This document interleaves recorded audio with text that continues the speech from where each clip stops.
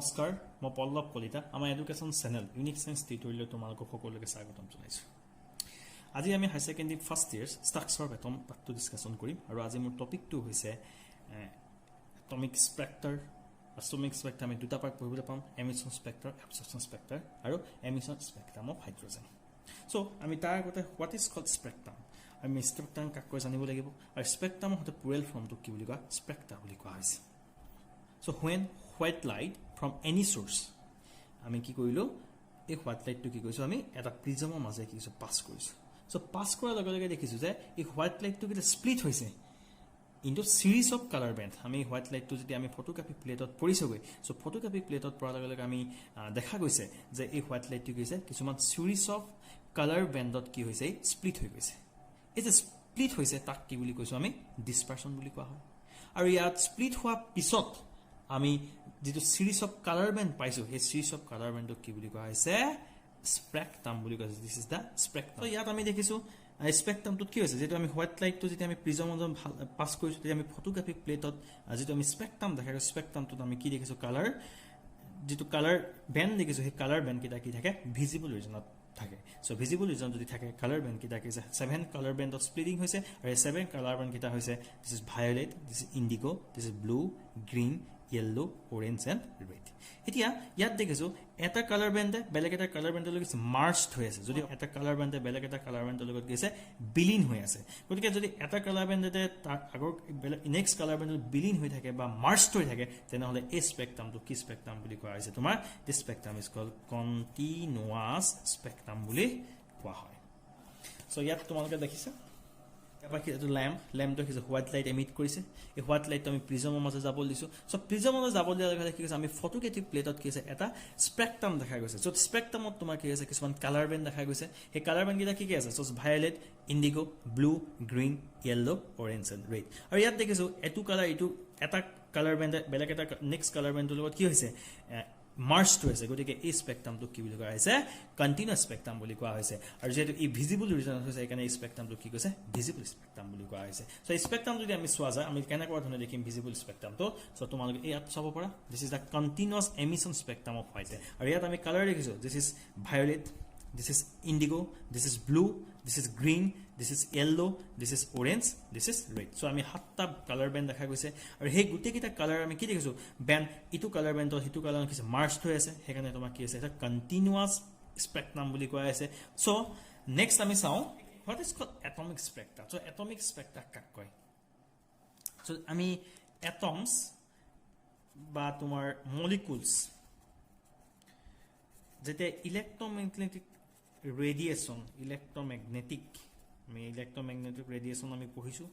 বিভিন্ন প্ৰকাৰৰ ইলেক্ট্ৰomagnetic ৰেডিয়েশন আছে বিভিন্ন ওয়েভলেংথত আছে সো এটা আমি এটম আৰু মলিকুলস যেতে ইলেক্ট্ৰomagnetic ৰেডিয়েশনৰ লগত ইন্টাৰেক্ট হয় তেতিয়া কি হয় এটমছ আৰু মলিকুলসে ইলেক্ট্ৰomagnetic ৰেডিয়েশনৰ বা কিছুমান এনাৰ্জি এবজৰ্ব কৰে সো ইলেক্ট্ৰন এটমছ এণ্ড মলিকুলসে যে ইলেক্ট্ৰন এনাৰ্জি এবজৰ্ব কৰে তেতিয়া এটমছ বিলাক কি হয় তোমাৰ গ্ৰাউন্ড ষ্টেটত বা কি নিজে এক্সাইটেড ষ্টেটলৈ গুচি যায় সো এক্সাইটেড ষ্টেটত কি হয় এটমছ টু সদায় কি হৈ থাকে আনষ্টেবল ষ্টেটত থাকে তেতিয়া কি হয় হি আকৌ ষ্টেবল ষ্টেজলৈ দ্যাট ইজ আকৌ আগৰ অৱস্থালৈ কি হয় ঘূৰি আহিব বিচাৰে যেতিয়া হি আগৰ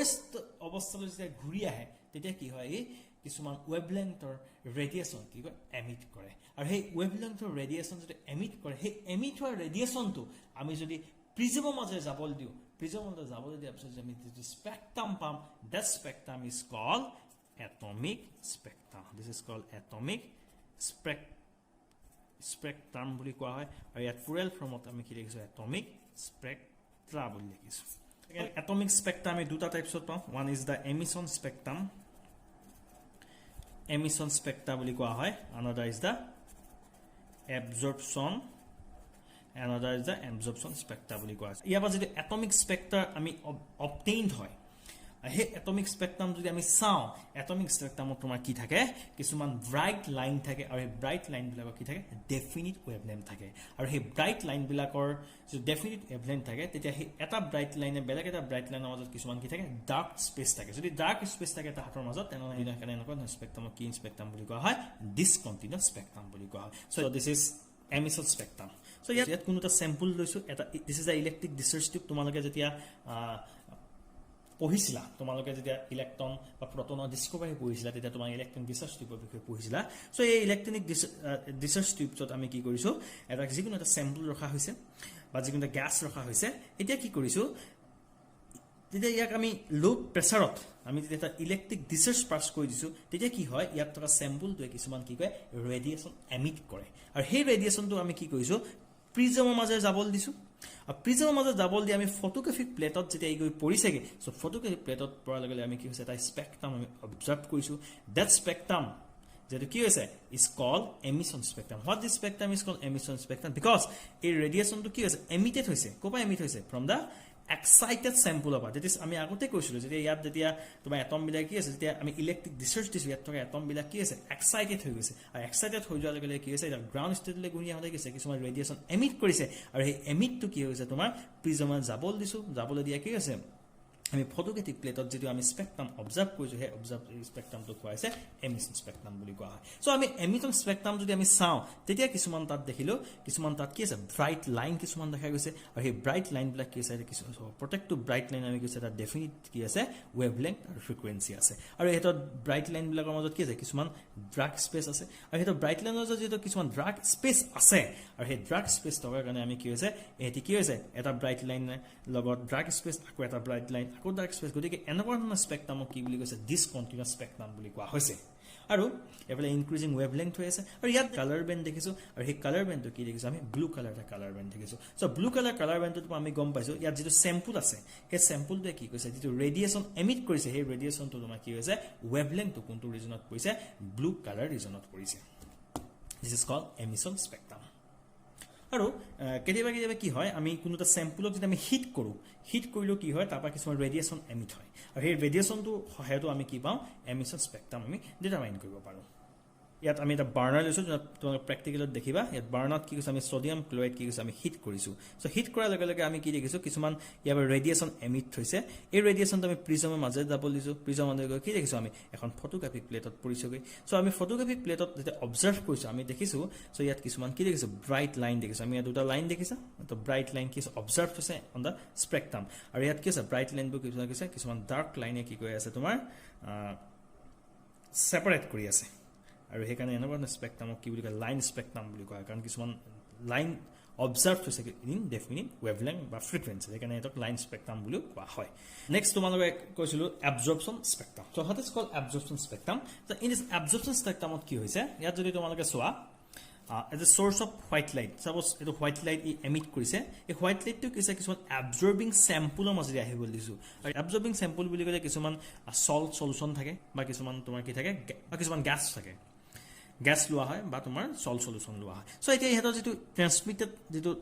radiation aise radiation to prism maze jabol disu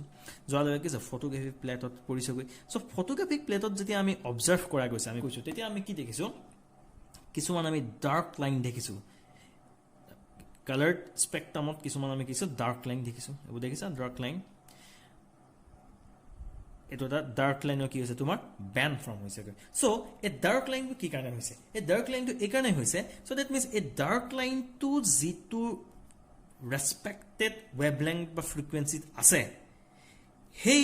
wavelength বা ফ্রিকোয়েন্সি লাইট টু রেডিয়েশন তো তোমাৰ কি হয় is setia white light to jetia sample to maza aise he sample to ki koise absorb koi loise that means a corresponding wavelength বা frequency light to toma ki koise sample to ki koise absorb koi loise ar sample to jetia he corresponding frequency aba absorb wavelength light to absorb koi loise gotike tar corresponding jaga ami ki dekhisu tomar kisman dark line dekha goise so ei na kwa dhanor spectrum কি বুলি কয় আছে absorption spectrum বুলি কয় আছে আৰু যে absorption spectrum তোমাৰ কি থাকে কিছুমান সদায় ডার্ক লাইন থাকে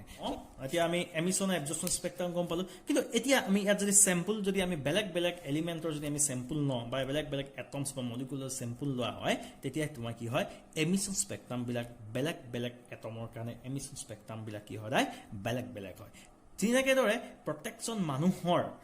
ফিংগাৰপ্ৰিন্ট বিলাক বেলেগ হয় তেনেকলে আৰু ফিংগাৰপ্ৰিন্টৰ সহায়ত আমি কি ক'ব পাৰো মানুহৰ বা আমাৰ কি আইডেন্টিটি ডিটাৰমাইন কৰা হয় হিউম্যানৰ আইডেন্টিটি ডিটাৰমাইন কৰা হয় ঠিক এদৰে আমি এমিশন স্পেক্ট্ৰামৰ সহায়ত আমি কি কৰিব পাৰো আমি কোনো আননোন এলিমেন্টৰ কেমিক্যাল এনালাইসিস কৰি তা আইডেন্টিটি কি কৰা হয় ডিটাৰমাইন কৰা হয় আৰু সদায় বেলেগ বেলেগ এলিমেণ্টৰ এমিছন স্পেক্ট্ৰাম বেলেগ বেলেগ ঠিক সেইদৰে বেলেগ বেলেগ এলিমেণ্টৰ তোমাৰ কি হয় এবজৰ্পশ্যন স্পেক্ট্ৰামো কি হয় বেলেগ বেলেগ হয় স্পেক্ট্ৰামৰ পৰা যদি আমি এটা কথা চাওঁ so this is emission spectrum this is absorption spectrum so ইয়াত আমি যদি চাওঁ ইয়াত তুমি কি দেখিছা ইয়াত তোমালোকে দেখিছা দিস ইনক্ৰিজিং ওয়েভলেংথ আছে সো ইয়াত সেম কালাৰ ইয়াত কি আছে ব্লু কালাৰ দেখিছা ইয়াত কি আছে ডাৰ্ক কালাৰ দেখিছা আৰু ইয়াত কিছুমান কালাৰ্ড লাইন কিছুমান দেখিছা কিন্তু ইয়াত কি আছে সেই সেম ওয়েভলেংথত কিছুমান কি আছে কিছুমান ডাৰ্ক লাইন দেখিছা সো ইয়াতো মানে কি বুজাইছে এতিয়া কথা হল কি যদি আমি যদি এক্সাইটেড স্যাম্পল আছে যদি এক্সাইটেড স্যাম্পলটো যদি তোমাৰ সেম সাবস্টেন্স হয় উইথ দা কি হৈছে তোমাৰ absorbing sample লগত যদি সেম সাবস্টেন্স হয় তেতিয়া কি হয় এমিশন স্পেক্ট্ৰামত যেটো ওয়েভলেংথত আমি ব্ৰাইট লাইনস বা ব্যান্ড পাও সেই সেম ওয়েভলেংথত কি হয় এবজৰ্পশ্যন স্পেক্ট্ৰামত আমি কি পাও ডাৰ্ক লাইন বা ডাৰ্ক ব্যান্ড পাও